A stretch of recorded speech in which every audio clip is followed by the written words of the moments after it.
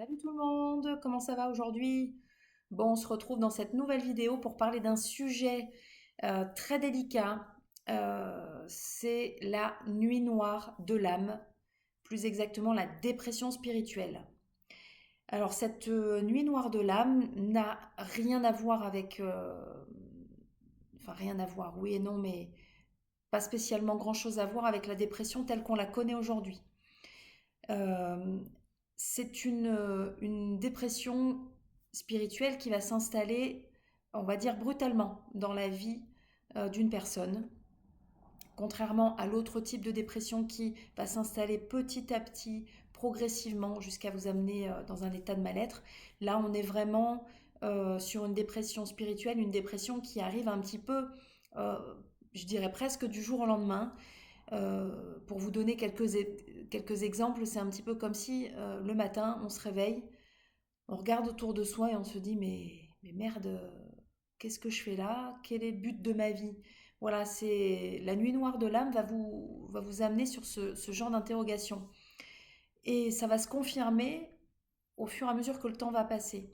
C'est-à-dire que le matin, donc vous vous réveillez avec cette pensée, mais qu'est-ce que je fous là? À presque pas se reconnaître en fait reconnaître son environnement. Et puis vous allez partir au boulot, vous allez côtoyer vos collègues, les clients, vous allez exécuter vos tâches, et puis et en fait ça va confirmer cet état de mal-être en disant mais là vraiment il n'y a aucun point qui va quoi. La maison je reconnais plus, je m'y retrouve pas, le travail je m'y retrouve pas, mais qu'est-ce qui se passe? Donc voilà la différence entre la nuit noire de l'âme et la dépression telle qu'on la connaît.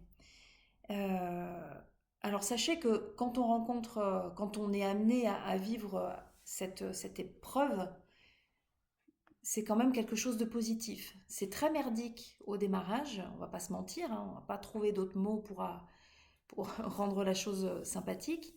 C'est très merdique parce qu'en fait, on est complètement perdu, on perd ses repères dans ce genre de situation. Mais c'est quelque chose de spirituel, c'est-à-dire que votre taux vibratoire est en train d'évoluer. Vous êtes en train de vous prendre une charge énergétique et d'ailleurs c'est très très souvent accompagné de troubles physiques. C'est-à-dire que vous allez commencer à ressentir des douleurs que vous n'aviez pas. Au dos, des maux de tête, le corps qui en fait sature de quelque chose dont vous n'avez pas forcément euh, comment dire, pris conscience. Vous savez, quand, admettons, sur la dépression classique, on va avoir des maux physiques également, mais si on analyse bien, on peut se dire que on a vécu une succession de choses très compliquées et ça finit par nous peser sur les épaules. Là, finalement, la nuit noire de l'âme, ça peut être également aussi une succession de choses, mais c'est la soudaineté de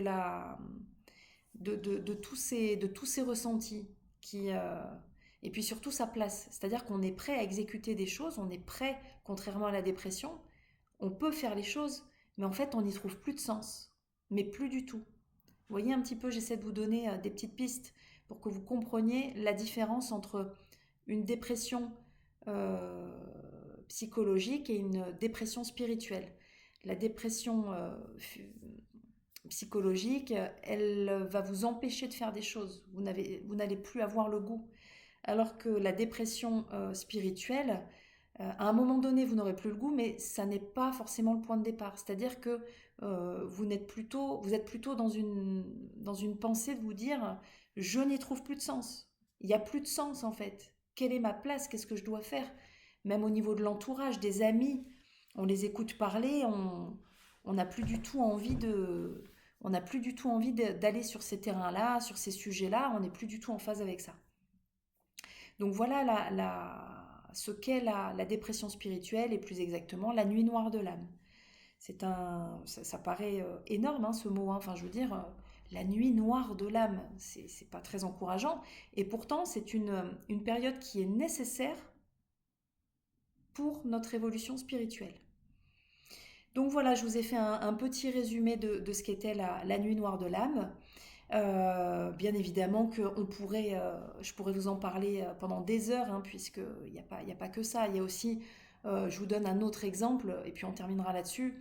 Si on se retrouve dans un magasin, alors déjà, les lumières artificielles sur lesquelles on n'avait pas de problème avant de rentrer dans cet état, ça nous agresse en fait. On a mal aux yeux, ça nous déclenche des maux de tête, on se sent agressé par l'extérieur. C'est juste que vibratoirement parlant, il se passe beaucoup de choses. Donc, quand on traverse ce genre enfin, cette nuit noire de l'âme, sachez que il y a du positif au bout, à condition de s'écouter. On ne plaque pas tout. Par contre, parce qu'on peut avoir cette envie de tout bazarder parce qu'on s'y retrouve plus, c'est pas du tout la bonne chose à faire. On s'écoute, puisqu'on a un nouveau mode de pensée, de nouvelles envies qui sont en train de s'installer. Donc on les laisse s'installer progressivement. On évite d'être dans la lutte, pardon. Et on fait ce qu'il faut, mais petit à petit. On laisse les choses s'installer progressivement. Parce que déjà que c'est une sensation qui est très compliquée à gérer, alors si vous prenez l'envie de tout bazarder, vous vous rajouteriez une complication dans la matière. Donc on laisse faire, on s'écoute, on écoute ce qui arrive et on le met en place petit à petit. Sachez aussi, c'est très important qu'il y a des thérapeutes qui peuvent vous aider. Je peux vous aider dans ce qu'on appelle le suivi spirituel, mais ça peut se traverser aussi tranquillement, sagement à la maison. Il n'y a pas de problème. C'est sûr que d'être accompagné quand ça se corse, ça peut être bien. Alors à savoir que c'est vous qui avez la réponse hein, sur votre avancement, mais il y a des professionnels qui sont là aussi pour vous guider quand ça se complique un petit peu. Donc si vous avez des questions sur le sujet, n'hésitez pas à me contacter par téléphone, par mail, via les réseaux sociaux, tout ce que vous voulez.